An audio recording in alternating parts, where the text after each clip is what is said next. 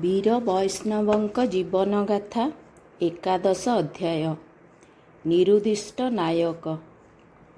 କଲିକତାରେ ଆତ୍ମଗୋପନ।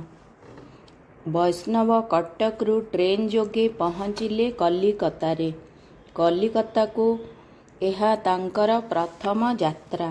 ସବୁ ଅପରିଚିତ, ଅଚିହ୍ନା, ଅଜଣା। ତେବେ ଠିକଣା ଧରି ସେ ପ୍ରେସିଡେନ୍ସି କଲେଜ ସାମ୍ନାକୁ ଯାଇ ଦେଖିଲେ ରାସ୍ତାର ଦୁଇପଟେ ଧାଡ଼ି ଧାଡ଼ି ଖଦି ଦୋକାନ। ଏଥିରୁ ଅନ୍ନଦା ପ୍ରସାଦ ରାୟଙ୍କର କୋଉଟି ତାହା ଜାଣିବା କଷ୍ଟକର ଥିଲା। ଗାନ୍ଧିଜୀ ଅହିଂସା ଆନ୍ଦୋଳନର ସୂତ୍ରପାତ କଲେ 1920ରେ। ତା ପୂର୍ବରୁ କଲିକତା ସନ୍ତ୍ରାସବାଦୀଙ୍କର ଆଡ୍ଡାସ୍ଥଳ ଥିଲା। ଇଂରେଜ ସରକାରର ବର୍ବର ଅତ୍ୟାଚାର ଓ ନିଷ୍ଠୁର ଦମନଲୀଳାର ପ୍ରତିଶୋଧ ନେବା ପାଇଁ ଅସ୍ତ୍ର ଧରିଥିଲେ ଅନେକ ଦେଶପ୍ରେମୀ ଯୁବକ। ଭୂଇଁ ତଳେ ରହି ଗୋପନରେ ସରକାରୀ କୋଠାବାଡ଼ି, ଥାନା, ଟ୍ରେଜେରୀ ଉପରେ ଅତର୍କିତ ଆକ୍ରମଣ କରିବା ସେମାନଙ୍କର କାମ ଥିଲା। ଖୋଜିଲେ ସେମାନଙ୍କର ଠିକଣା ଜାଣିବା ସମ୍ଭବପର ନ ଥିଲା। ଅସହଯୋଗ ଆନ୍ଦୋଳନର ଅଙ୍ଗସ୍ୱରୂପ ଅର୍ଥନୈତିକ ସ୍ୱାବଲମ୍ବନଶୀଳତା ହାସଲ ପାଇଁ ଆରମ୍ଭ ହୋଇଥିଲା ଚରଖା କାର୍ଯ୍ୟକ୍ରମ, ତକଲି ଆନ୍ଦୋଳନ। ବଙ୍ଗଳାର ଅନେକ ଚରମପନ୍ଥୀ ଓ ସନ୍ତ୍ରାସବାଦୀ ଖଦି କାର୍ଯ୍ୟରେ ନିଜକୁ ନିୟୋଜିତ କରିଥିଲେ। ସୂତା କାଟିବା ଓ ଖଦି ବୁଣିବା ମାଧ୍ୟମରେ ସଂଗ୍ରାମୀ ଓ ବିପ୍ଳବୀମାନଙ୍କୁ ସଂଗଠିତ କରିବା ଓ ସହଯୋଗ କରିବା ଖଦି ଗ୍ରୁପଗୁଡ଼ିକର କାମ ଥିଲା। ବୈଷ୍ଣବ ଅନିର୍ଦ୍ଦିଷ୍ଟ ଭାବରେ ଖଦି ଦୋକାନ ପାଖରେ ଏପଟ ସେପଟ ହେଉଥିଲେ। ଏମିତି ବୁଲୁଥିବା ବେଳେ ଜଣେ ଭଦ୍ରବ୍ୟକ୍ତି ଦୋକାନ ବାହାରକୁ ଆସି ବୈଷ୍ଣବଙ୍କୁ ପଚାରିଲେ, ଆପଣ କାହାକୁ ଖୋଜୁଛନ୍ତି? ଅନ୍ନଦା ପ୍ରସାଦ ଚୌଧୁରୀଙ୍କୁ। ଆସନ୍ତୁ। ଭଦ୍ରଲୋକଙ୍କ ପଛେ ପଛେ ବୈଷ୍ଣବ ଗୋଟିଏ ଦୋକାନ ଘର ଭିତରକୁ ପଶିଲେ। ଭଦ୍ରଲୋକ କହିଲେ, ମୋର ନାମ ବିପିନ, ଅନ୍ନଦା ଚୌଧୁରୀଙ୍କର ଲୋକ। ଓଡ଼ିଶାରୁ ସୁରେନ୍ଦ୍ର ଦ୍ୱିବେଦୀ ଆପଣଙ୍କ କଥା ଆମକୁ ଜଣାଇଛନ୍ତି। ଆପଣଙ୍କ ହାତର ଖବରକାଗଜ ଓ କାନ୍ଧର ଚଦର ଦେଖି ମୁଁ ଚିହ୍ନି ପାରିଲି ଆପଣଙ୍କୁ। ବିପିନବାବୁ ସେଇ ଦିନ ହିଁ ବୈଷ୍ଣବଙ୍କ ହାତର ଅପରେସନ ବ୍ୟବସ୍ଥା କରିଥିଲେ। ଅବସରପ୍ରାପ୍ତ ସାମରିକ ଡାକ୍ତର କର୍ଣ୍ଣେଲ ଚୌଧୁରୀ ସଫଳତାର ସହିତ ହାତରୁ ଗୁଳି ବାହାର କରିଥିଲେ। ହାତଟି କେତେ ମାସ ପରେ ପୂରାପୂରି ଭଲ ହୋଇଗଲା। ସେଇଠାରେ ସେ ରହିଲେ। କଲିକତା ସହର ତାଙ୍କ ପାଇଁ ନୂଆ। ଇଂରେଜ ଇଷ୍ଟ ଇଣ୍ଡିଆ କମ୍ପାନୀ ତରଫରୁ ଜବ୍ ଚାନକ ବସାଇଥିଲେ ଏ ସହରଟିକୁ। କଲିକତା ଭାରତର ରାଜନୈତିକ କେନ୍ଦ୍ର ଓ ରାଜଧାନୀ ଥିଲା 1912 ମସିହା ଯାଏ। ଏବେ ନୀତି ଅନୀତିର ପଶାଖେଳ ଚାଲିଥିଲା ଏଇଠି। ବୈଷ୍ଣବ କିଛିଦିନ କଲିକତାରେ ରହିଛନ୍ତି। ଦିନେ ବିପିନବାବୁ ଆସି ପହଞ୍ଚି କହିଲେ, ଆପଣ ଅନ୍ନଦା ଚୌଧୁରୀଙ୍କୁ ଖୋଜୁଛନ୍ତି ଦିନ ରାତି। ନିଅନ୍ତୁ, ସେ ପଠେଇଛନ୍ତି ଆପଣଙ୍କ ପାଖକୁ ଗୋଟିଏ ଅମୂଲ୍ୟ ଉପହାର। ବିପିନବାବୁ ବୈଷ୍ଣବଙ୍କ ହାତକୁ କାଗଜ ପୁଡ଼ିଆଟେ ଗୁଞ୍ଜି ଦେଲେ। ଆଗ୍ରହର ସହିତ ଖୋଲିଲେ ବୈଷ୍ଣବ ସେ ପୁଡ଼ିଆଟିକୁ। ସେଥିରେ ଥିଲା ଖଣ୍ଡେ ଚିଠି। ଚିଠିଟି ବୈଷ୍ଣବ ପଢ଼ିଲେ। ସ୍ନେହର ବୈଷ୍ଣବ, ବାପା, ତୁ କଟକ ଦେଇ ଗଲାବେଳେ ମୁଁ ଏବଂ ନବବାବୁ ଜେଲରେ ଥିଲୁ। ତାପରେ ଶୁଣିଲୁ ତୋ କଥା। ତୋର ସାହସପଣିଆ କଥା ଶୁଣି ମୋ ଛାତି କୁଣ୍ଢେ ମୋଟ ହୋଇଯାଉଛି। ମୋ ପୁଅ ଦେଶ ପାଇଁ ଗୁଳି ଖାଇଛି, ଜୀବନକୁ ପାଣି ଛଡ଼େଇ ଯୁଦ୍ଧଭୂମିରେ ସେନାପତି ବନିଛି। ଏ କଥା ଶୁଣି ମୁଁ କେତେ ଖୁସି ଆନନ୍ଦ ଲଭିଛି ତାହା କ'ଣ କହିବି। ତୋର ବୀରପଣିଆ କାଳ କାଳକୁ ମନେ ରହିବ। ତୁ ବୈଷ୍ଣବରୁ ବୀର ବୈଷ୍ଣବ ହୋଇଗଲୁ। ବାପା, ଏ ବାଦଲ ଢଙ୍କା କଳାମେଘ ସବୁଦିନ ରହିବ ନାହିଁ। ମେଘ ପଛେ ପଛେ ନିର୍ମଳ ସକାଳ ଆସୁଛି। ସୂର୍ଯ୍ୟୋଦୟ ବେଶୀ ଡେରି ନାହିଁ। ତୁ ଏବେ ସାବଧାନରେ ଥିବୁ। ତୋ ନାମରେ ଗିରଫ ୱାରେଣ୍ଟ ବାହାରିଛି। ତୋ ମୁଣ୍ଡ ପାଇଁ ତୋ ମୁଣ୍ଡ ପାଇଁ ପୁରସ୍କାର ଘୋଷଣା ହୋଇଛି। ସତର୍କରେ ଥିବୁ। ଚିଠିପତ୍ର ଦେବୁ ନାହିଁ। ମୁଁ ଏମିତି ମଝିରେ ମଝିରେ ଚିଠିପତ୍ର ଦେଉଥିବି। ତୋର ନୁମା। ମାଳତୀ ଦେବୀଙ୍କୁ ତାଙ୍କର ପିଲାମାନେ ଡାକନ୍ତି ନୁମା। ରାଜନୈତିକ ସହକର୍ମୀ ଓ ଘନିଷ୍ଠ ବ୍ୟକ୍ତିମାନେ ମଧ୍ୟ ସେହି ଶ୍ରଦ୍ଧାମୟ ନାମରେ ଡାକନ୍ତି ତାଙ୍କୁ। ବୈଷ୍ଣବ ଚିଠିକୁ ବାରମ୍ବାର ପଢ଼ିଲେ। ଘରଠାରୁ ଦୂରରେ ଜ୍ଞାତି ପରିଜନଙ୍କଠାରୁ ବିଚ୍ଛିନ୍ନ ହୋଇ ନିଃସଙ୍ଗ ଗୋପନ ବାସରେ ଏ ଚିଠିଟି ତାଙ୍କୁ ସ୍ୱର୍ଗପୁରର ସୁଖ ଦେଲା। ମାଳତୀ ଦେବୀ ଅନ୍ନଦା ବାବୁଙ୍କ ପାଖକୁ ମଧ୍ୟ 2 ଧାଡ଼ିରେ ଚିଠିଟିଏ ଲେଖିଥିଲେ। ଚଗଲା ପିଲାଟା, କ'ଣ କେତେବେଳେ କରିଦେବ। ଭାରି ଭାବପ୍ରବଣ। ତାକୁ ଗୋଡ଼େ ଗୋଡ଼େ ଜଗିଥିବେ। ବିପିନବାବୁ ଏ କଥା ବୈଷ୍ଣବଙ୍କୁ କହିଲେ। ଏହି ମହିୟସୀ ମହିଳାଙ୍କର ଏ ଅନାବିଳ ସ୍ନେହର ବିନିମୟରେ ସେ କ'ଣ ବା ଦେଇପାରିବେ? କାହିଁକି ତାଙ୍କର ଏତେ ଶ୍ରଦ୍ଧା? କୋଉଥିପାଇଁ? ମନେ ପଡ଼ୁଥିଲା ନିଜର ମା, ଭଉଣୀ ଓ ଗୋଟିଏ ଅଳ୍ପ ଚିହ୍ନା ଝିଅର କଥା ସୁଦୂର କଲିକତାରେ। ବିପିନବାବୁ ବାରମ୍ବାର ତାଙ୍କ ପାଖକୁ ଆସୁଥିଲେ। ଖାଇବା ପିଇବା ଭଲମନ୍ଦ ସେ ବୁଝୁଥିଲେ। ଦିନେ ବିପିନବାବୁଙ୍କ ନିର୍ଦ୍ଦେଶରେ ଖଦି ଗ୍ରୁପ ଘର ଛାଡ଼ି ସେ ସୋନାଗାଛିଆରେ ଶଶିଭୂଷଣ ମୁଖାର୍ଜୀ ନାମକ ଜଣେ ଭଦ୍ରଲୋକଙ୍କ ଘରେ ଲୁଚି ରହିଲେ।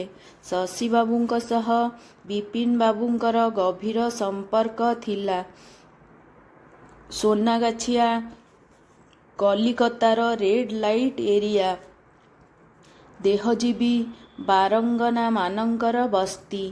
ଏଠି କଳାଧନ, ଅସାଧୁ ବ୍ୟବସାୟୀ, ନୀତିହୀନ ରାଜନେତା ଓ ରକ୍ଷଣଶୀଳ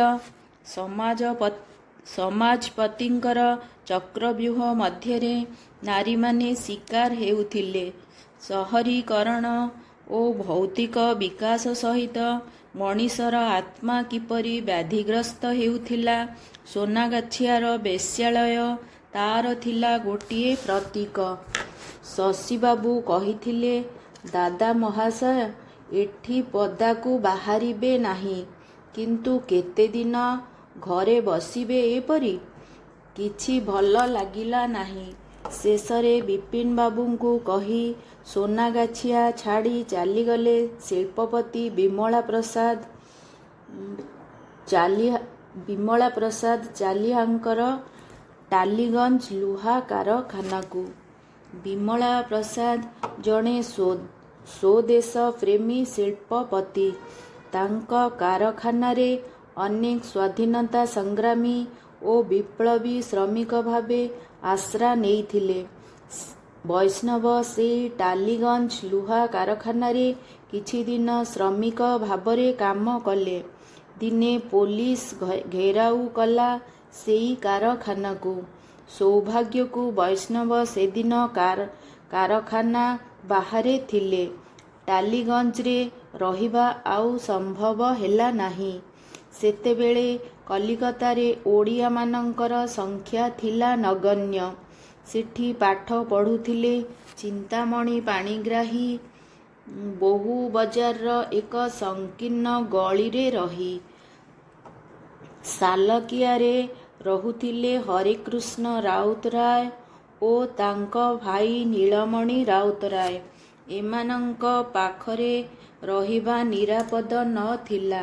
ଶେଷରେ ବୈଷ୍ଣବ ପହଞ୍ଚିଲେ ସଚ୍ଚିଦାନନ୍ଦ ରାଉତରାୟଙ୍କ ପାଖରେ। ସେ କେଶରାମ କଟନ ମିଲର ଶ୍ରମ ଅଫିସର।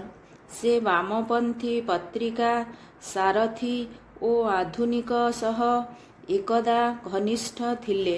ତାଙ୍କଠାରୁ ଚିଠି ଖଣ୍ଡେ ଓ ରାସ୍ତା ଖର୍ଚ୍ଚ ନେଇ ବୈଷ୍ଣବ କଲିକତା ଛାଡ଼ି ଚାଲିଗଲେ ବମ୍ବେ ପୂର୍ଣ୍ଣଚନ୍ଦ୍ର ଯୋଶୀଙ୍କ ପାଖକୁ। ଯୋଶୀ ଥିଲେ କମ୍ୟୁନିଷ୍ଟ ପାର୍ଟିରେ ଉଚ୍ଚ କର୍ମକର୍ତ୍ତା ଓ ନ୍ୟାସନାଲ ଫ୍ରଣ୍ଟର ସାମ୍ବାଦିକ।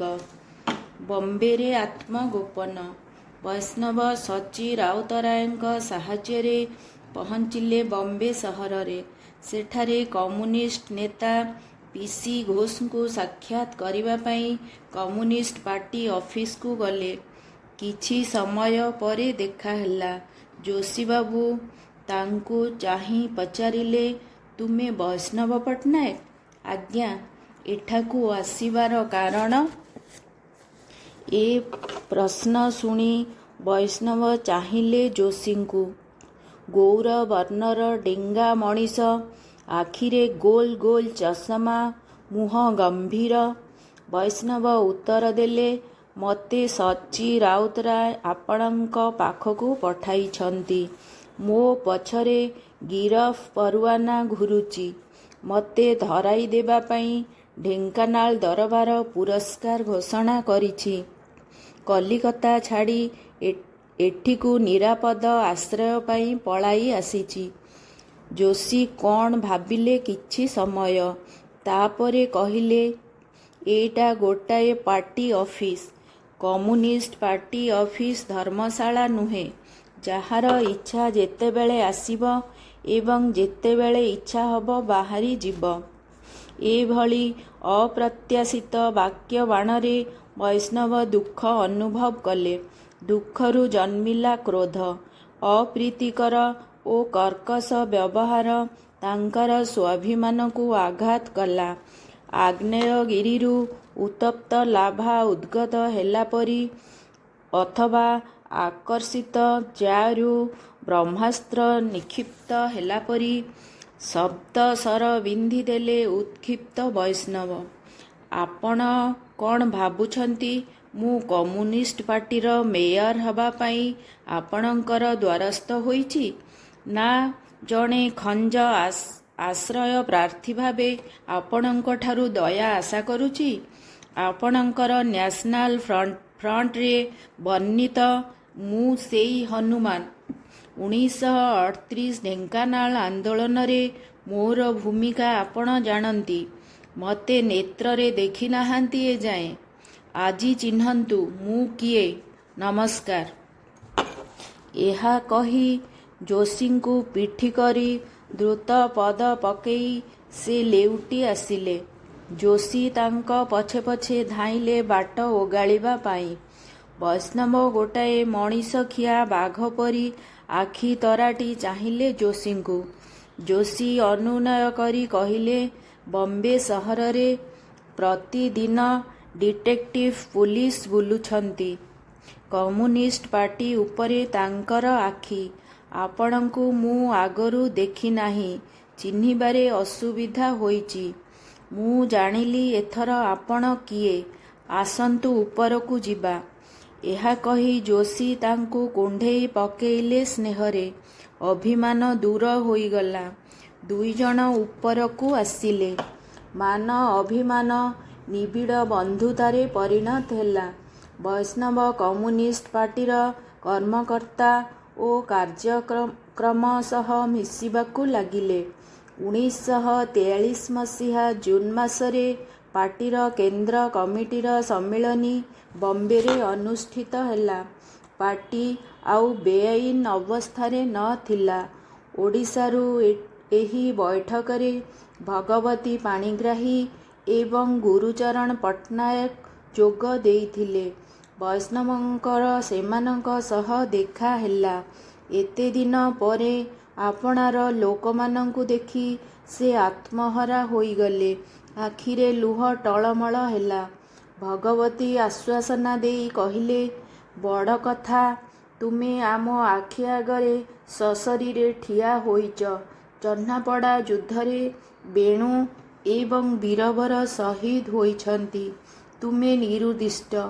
ତା ଛଡ଼ା ଜୟଦେବ ସାହୁ ଏବଂ ଦିବାକର ବିଶ୍ୱାଳଙ୍କୁ ଛାଡ଼ି ଆଉ ସମସ୍ତେ ଜେଲରେ। ମୂଷା ମଳିକଙ୍କୁ ଫାଶୀଦଣ୍ଡ ହୋଇଛି। ମଢ଼ି ଘଟଣା ପରେ ଅତ୍ୟାଚାର ବହୁଗୁଣ ବଢ଼ିଯାଇଛି। ଗାଁମାନଙ୍କ ଉପରେ ପିଟୁଣି ଟିକସ ବସିଛି। ପଲିଟିକାଲ ଏଜେଣ୍ଟ ନିଜେ ଆଇନ ଶୃଙ୍ଖଳା ପରିସ୍ଥିତି ଦେଖୁଛନ୍ତି। ରାଜାଙ୍କ ଉପରେ ଇଂରେଜ ସରକାର ଅସନ୍ତୁଷ୍ଟ। ନବଘନ ବି କଟକରୁ ଧରା ପଡ଼ିଛନ୍ତି।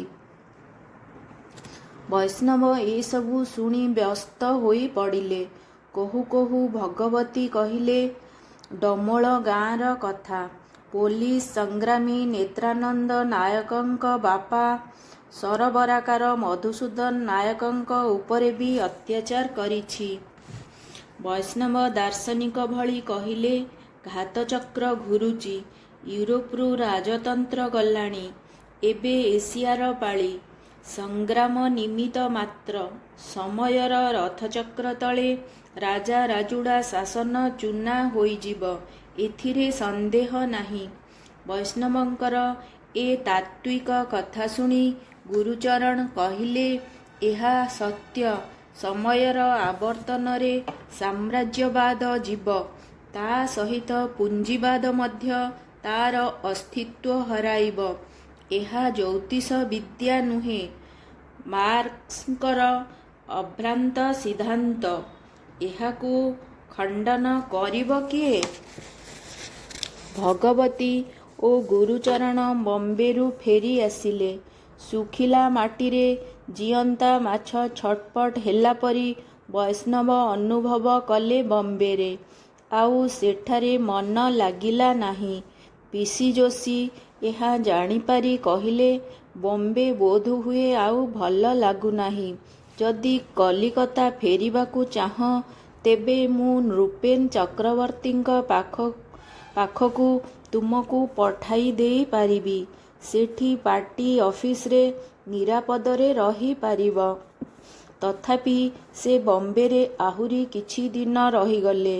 ଯୋଶୀ ତାଙ୍କ ପାଇଁ ବମ୍ବେର କକଟେଲ ବମ୍ ଫ୍ୟାକ୍ଟରିରେ ଛୋଟ କାମଟିଏ ବ୍ୟବସ୍ଥା କରିଦେଲେ। 300 ଯାଏଁ ଶ୍ରମିକ ସେଇଠି କାମ କରୁଥିଲେ। ବମ୍ବେର ଶ୍ରମିକମାନଙ୍କ ସହ ସମୟ ବିତାଇ ସେମାନଙ୍କର ସମସ୍ୟା ସହ ସମ୍ପୃକ୍ତ ହେବାକୁ ବୈଷ୍ଣବଙ୍କୁ ଭଲ ଲାଗୁଥିଲା। ଶ୍ରମଜୀବୀ ଭାବରେ 1943 ଅଗଷ୍ଟଠାରୁ ଡିସେମ୍ବର ଯାଏଁ ବମ୍ବେ ରହଣି ବୈଷ୍ଣବଙ୍କ ଜୀବନର ଏକ ସ୍ମରଣୀୟ ଅଧ୍ୟାୟ। ଆତ୍ମଗୋପନ ପୁଣି କଲିକତାରେ। ମାତ୍ର ବଙ୍ଗଳାର ପାଣି ପବନ ଓ ଓଡ଼ିଶାର ମାଟି ତାଙ୍କୁ ଡାକୁଥିଲା। ସେ 1944 ମସିହା ଜାନୁଆରୀ ମାସରେ ପୁଣି କଲିକତାକୁ ଫେରି ଆସିଲେ। କଲିକତାର ପାର୍କ ଷ୍ଟ୍ରିଟ ଅଞ୍ଚଳର ମଧ୍ୟସ୍ଥଳରେ ଗୋଟିଏ 4 ମହଲା କୋଠା ଘର। ତଳ ମହଲା କମ୍ୟୁନିଷ୍ଟ ପାର୍ଟିର ଗୋଦାମ ଘର। ସବା ଉପର ମହଲାରେ ପାର୍ଟି ଅଫିସ। ସେଠାରେ ବୈଷ୍ଣବଙ୍କର ରହିବାର ବ୍ୟବସ୍ଥା ହୋଇଥିଲା ନୃପେନ ଚକ୍ରବର୍ତ୍ତୀଙ୍କ ଆତିଥ୍ୟରେ। ଘର ଚାରିପାଖେ ଦୃଢ଼ ନିରାପତ୍ତା ବଳୟ। ବାହାରକୁ ଯିବାପାଇଁ ବୈଷ୍ଣବଙ୍କୁ ମନା ଥିଲା। ତଳକୁ ଓହ୍ଲାଇବା ମଧ୍ୟ ଆବଶ୍ୟକ ନ ଥିଲା। ପାର୍ଟିର ପୋଷ୍ଟର ଓ ଚିତ୍ର କରିବା, ପାର୍ଟି ବ୍ୟାନର ଓ ହୋର୍ଡ଼ିଂମାନ ସୁନ୍ଦର ସୁନ୍ଦର ଅକ୍ଷରରେ ଲେଖିବା ଦାୟିତ୍ୱ ତାଙ୍କୁ ଦିଆଯାଇଥିଲା। ତାଛଡ଼ା ସମସ୍ତ ପ୍ରକାର ଖବରକାଗଜ ଓ ପତ୍ର ପତ୍ରିକା ସେଠାକୁ ଆସୁଥିଲା। ପ୍ରଗତିବାଦୀ ସାହିତ୍ୟ ଓ ରାଜନୈତିକ ତତ୍ତ୍ୱ ସମ୍ବଳିତ ଲେଖାମାନ ପଢ଼ିବା ପାଇଁ ସୁଯୋଗ ମିଳୁଥିଲା। ଅର୍ଥନୈତିକ ଓ ସାମାଜିକ ସମସ୍ୟା ଉପରେ ଚର୍ଚ୍ଚା ବି ହେଉଥିଲା। କମ୍ୟୁନିଷ୍ଟ ପାର୍ଟି ଓ ତାର ରାଜନୈତିକ ତତ୍ତ୍ୱ ପ୍ରତି ବୈଷ୍ଣବଙ୍କର ଏକ ପ୍ରକାର ଶ୍ରଦ୍ଧା ଓ ରୁଚି ଆସି ଯାଇଥିଲା। ଦଳର ସେ ଜଣେ କମ୍ରେଡ ପରି ଚଳୁଥିଲେ। ସେଥିରେ ଆନନ୍ଦ ବି ପାଉଥିଲେ। ନୃପେନ ଚକ୍ରବର୍ତ୍ତୀ ବୈଷ୍ଣବଙ୍କର ଏ ରୁଚି ଓ ଶ୍ରଦ୍ଧା ପ୍ରତି ନଜର ରଖିଥିଲେ। ତାଙ୍କୁ ଉତ୍ସାହିତ କରୁଥିଲେ ବେଳେ ବେଳେ। ତାଙ୍କ ଇଚ୍ଛା ବିରୋଧରେ କିଛି ଗୋଟିଏ ତାଙ୍କ ଉପରେ ଲଦି ନ ଦେବାକୁ ସେ କମ୍ରେଡମାନଙ୍କୁ ସତର୍କ କରାଇ ଦେଇଥିଲେ। ଏହି ସମୟରେ କମ୍ୟୁନିଷ୍ଟ ପାର୍ଟିର କେତେଗୁଡ଼ିଏ ଛାତ୍ର ଯୁବକ ଶିକ୍ଷା ଶିବିର ଦେଶର ଚାରିଆଡ଼େ ଚାଲିଥିଲା। ବିଦେଶୀ ପୁଞ୍ଜିବାଦୀ ଇଂରେଜ ସରକାର ଭାରତୀୟ ପୁଞ୍ଜିପତି ଓ ବୁର୍ଜୁଆମାନଙ୍କ ହାତରୁ କ୍ଷମତା ହସ୍ତାନ୍ତର କଲେ ଏହା ଦେଶର ଅଗଣିତ ଜନତାର ସ୍ୱାର୍ଥର କିପରି ବାଧକ ହେବ, ତାହା ହିଁ ଏହି ଶିବିରଗୁଡ଼ିକରେ ଆଲୋଚନା ହେଉଥିଲା। ତେଣୁ ପାର୍ଟି ଶାସନ କ୍ଷମତା ନିଜ ହାତକୁ ଆଣିବା ପାଇଁ ଆବଶ୍ୟକ ସ୍ଥଳେ ଗରିଲା ଯୁଦ୍ଧ କରିବା ପାଇଁ ପ୍ରସ୍ତୁତ ହେଉଥିଲା। ବନ୍ଧୁକ ଚାଳନା, ଲାଠି ଖେଳ ଓ ଗରିଲା ସଂଗଠନ ବିଷୟରେ ଯୁବ ଛାତ୍ରମାନଙ୍କୁ ପ୍ରାକ୍ଟିକାଲ ତାଲିମ ଦିଆଯାଉଥିଲା।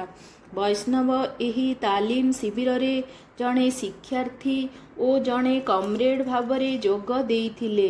ଶିବିରରେ ଯୁବ ଛାତ୍ରମାନଙ୍କୁ ମିଲିଟାରୀ ଟ୍ରେନିଂ ଦେବା କାମ ତାଙ୍କ ଉପରେ ନ୍ୟସ୍ତ ଥିଲା।